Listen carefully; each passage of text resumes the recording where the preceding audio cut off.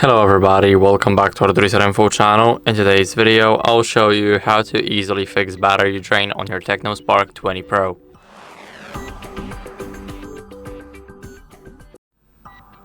So first, what you guys want to do is unlock the phone. Now, what we need to do is go over to the settings. And here we need to go down to battery. So go to battery lab. And now what you guys want to do, let me lower the brightness for y'all. And now what we want to do is go over to battery saving settings. And here we have the battery optimization. Now we can basically select all apps and here optimize them.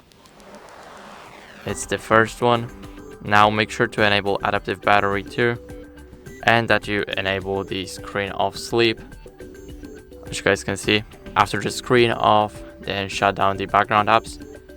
And now if your battery is lower than 25%, and yeah, just enable the battery saver.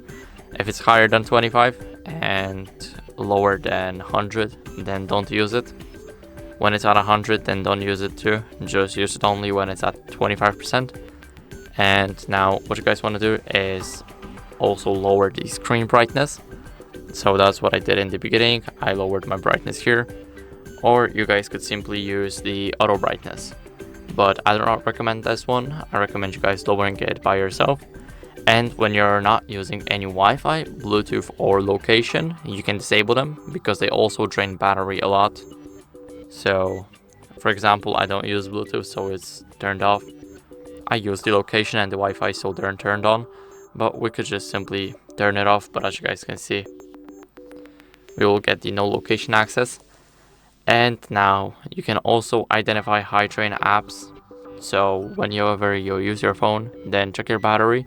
Here you guys can recognize which app takes how much percent.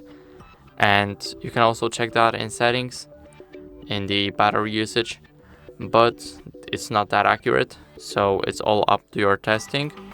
Now, it might be the software issue. So go over to settings, now scroll down and go to system, and here click on system update. As you guys can see, I'm running the latest version. I can check that online and my system is up to date. So I do not have to worry about anything because it's an old Android.